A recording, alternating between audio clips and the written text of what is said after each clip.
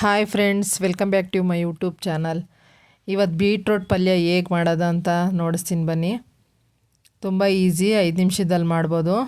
2 ಈರುಳ್ಳಿ, ಇಂಗ್ರೀಡಿಯೆಂಟ್ಸ್ ಏನೇನು ಬೇಕು ಅಂತ ಹೇಳ್ತೀನಿ ನೋಡಿ. 2 ಈರುಳ್ಳಿ ಮತ್ತು ಕಾಯಿ ತುರಿ, ಸ್ವಲ್ಪ ಕೊತ್ತಂಬರಿ, ಸ್ವಲ್ಪ ಕರಿಬೇವು ಮತ್ತು ಕಡಲೆಬೇಳೆ 1 ಟೀ ಸ್ಪೂನು, 2 ಬೀಟ್ರೋಟ್ ಹಚ್ಚಿಟ್ಕೊಂಡಿದ್ದೀನಿ ನಾನು, ಮತ್ತು 1 ಟೀ ಸ್ಪೂನು ಚಿಲ್ಲಿ ಪೌಡ್ರು, ರುಚಿಗೆ ತಕ್ಕಷ್ಟು ಉಪ್ಪು.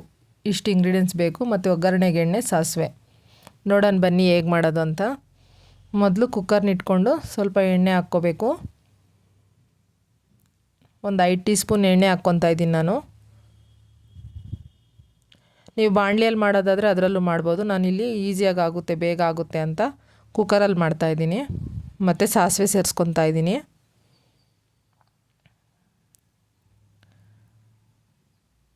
ನೋಡಿ, ಸಾಸಿವೆ ಚಿಟಪಟ ಆದಮೇಲೆ ಕಡಲೆಬೇಳೆನ ಹಾಕ್ಕೊತಾ ಇದ್ದೀನಿ.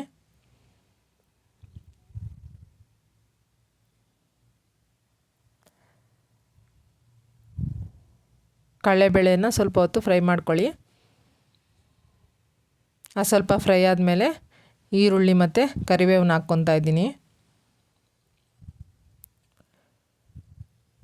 ಈರುಳ್ಳಿ ಚೆನ್ನಾಗಿ ಫ್ರೈ ಮಾಡ್ಕೊಳ್ಳಿ.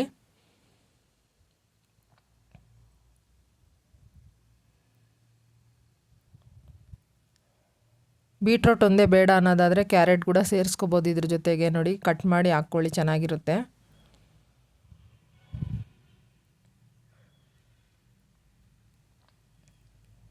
ನೋಡಿ, ಈಗ ಈರುಳ್ಳಿ ಸ್ವಲ್ಪ ಫ್ರೈ ಆಗಿದೆ. ಈಗ ಕಟ್ ಮಾಡಿ ತೊಳೆದಿಟ್ಕೊಂಡಿರೋಂತಹ ಬೀಟ್ರೋಟ್ನ ಹಾಕ್ಕೊತಾ ಇದ್ದೀನಿ. ನಾನಿಲ್ಲಿ 2 ತೊಗೊಂಡಿದ್ದೀನಿ. ನೀವು ಜನ ಜಾಸ್ತಿ ಇದ್ದರೆ ಜಾಸ್ತಿ ತೊಗೊಳ್ಳಿ, ಕಡಿಮೆ ಇದ್ದರೆ ಕಡಿಮೆ ತೊಗೊಳ್ಳಿ. ನೋಡಿ, ಬೀಟ್ರೋಟ್ ಸೇರಿಸಿದ್ಮೇಲೆ 1-2 ನಿಮಿಷ ಚೆನ್ನಾಗಿ ಫ್ರೈ ಮಾಡ್ಕೋಬೇಕು ಎಣ್ಣೆಯಲ್ಲೇ.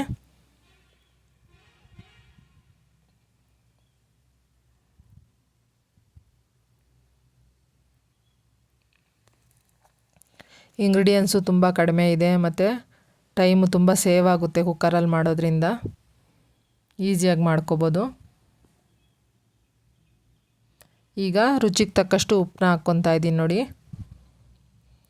ಉಪ್ಪು ಹಾಕ್ಕೊಂಡು ಸ್ವಲ್ಪ ಹೊತ್ತು ಬೇಯಿಸ್ಕೋಬೇಕು.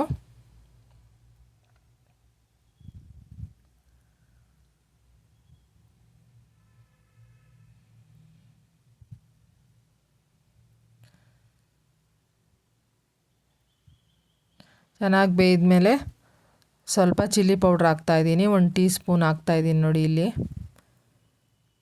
ಹಸಿಮೆಣ್ಸಿನ್ಕಾಯಿ ತಿನ್ನೋರಾದರೆ ನೀವು ಹಾಕ್ಕೊಳ್ಳಿ. ನಾವು ಅದನ್ನು ಹೆಚ್ಚಾಗಿ ಬಳಸೋದಿಲ್ಲ, ಆದ್ದರಿಂದ ಚಿಲ್ಲಿ ಪೌಡ್ರ್ ಹಾಕ್ಕೊತಾ ಇದ್ದೀನಿ ನಾನಿಲ್ಲಿ.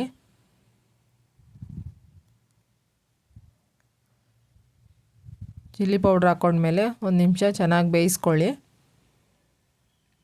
ನಂತರ ಕಟ್ ಮಾಡಿಟ್ಟಿರೋಂತಹ ಕೊತ್ತಂಬರಿನ ಹಾಕ್ಕೊಳ್ಳಿ. ಚೆನ್ನಾಗಿ ಮಿಕ್ಸ್ ಮಾಡಿಕೊಂಡು 1 ನಿಮಿಷ ಬೇಯಿಸ್ಕೊಳ್ಳಿ. ಈಗ ಕೊನೆಯಲ್ಲಿ ಸ್ವಲ್ಪ ಕಾಯಿ ತುರಿ ಸೇರಿಸ್ಕೋಬೇಕು. ಅದು ಕೂಡ 1 ನಿಮಿಷ ಫ್ರೈ ಮಾಡ್ಕೋಬೇಕು. ಯಾಕಂದರೆ ಈ ಬೇಸಿಗೆಗೆ ಬೇಗ ಕೆಟ್ಟೋಗೋ ಚಾನ್ಸ್ ಇರುತ್ತೆ ಹಸಿ ಕಾಯಿ ತುರಿ ಹಾಕಿದಾಗ. ಆದ್ದರಿಂದ ಒಗ್ಗರಣೆಯಲ್ಲಿ ಸ್ವಲ್ಪ ಹೊತ್ತು ಬೇಯಿಸ್ಕೋಬೇಕು ಅದನ್ನು ನಾನು. ಈಗ ಟೀ ಗ್ಲಾಸಲ್ಲಿ ಅರ್ಧ ಗ್ಲಾಸ್ ನೀರು ಹಾಕ್ಕೊತಾ ಇದ್ದೀನಿ. ಯಾಕಂದರೆ ವಿಸಿಲ್ ಹಾಕ್ಸ್ತೀನಿ ನಾನು, 1 ವಿಸಿಲ್ಲು, ಆದ್ದರಿಂದ ತಳ ಅಂಟಬಾರ್ದು ಅಂತ ಸ್ವಲ್ಪ ನೀರು ಸೇರಿಸ್ಕೊಂಡಿದ್ದೀನಿ. 1 ವಿಸಿಲ್ ಬಂತು ನೋಡಿ. ಈಗ ದೋಸೆ ಜೊತೆಗೆ ಮಾಡ್ಕೊತಾ ಇರೋದು ನಾನು. ಚಪಾತಿ ಜೊತೆಗೂ ಚೆನ್ನಾಗಿರುತ್ತೆ, ದೋಸೆ ಜೊತೆಗೆ ಚೆನ್ನಾಗಿರುತ್ತೆ ನೋಡಿ. ನಾನು ಬೆಳಗ್ಗೆನೇ ನೆನೆಸಿಕ್ಕಿದ್ದೆ ಅಕ್ಕಿ ದೋಸೆಗೆ.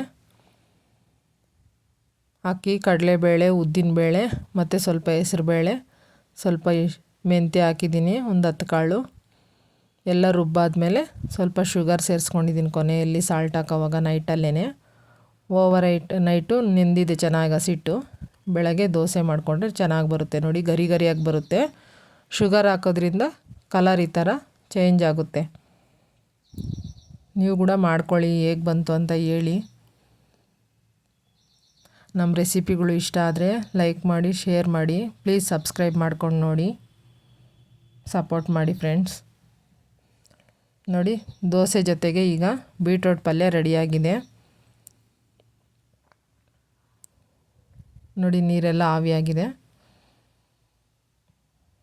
ಒಂದು ವಿಸಿಲ್ ಹಾಕ್ಸಿದ್ದೀನಿ ನಾನಿಲ್ಲಿ. ತುಂಬ ಚೆನ್ನಾಗಿರುತ್ತೆ, ನೀವು ಕೂಡ ಮಾಡ್ಕೊಳ್ಳಿ.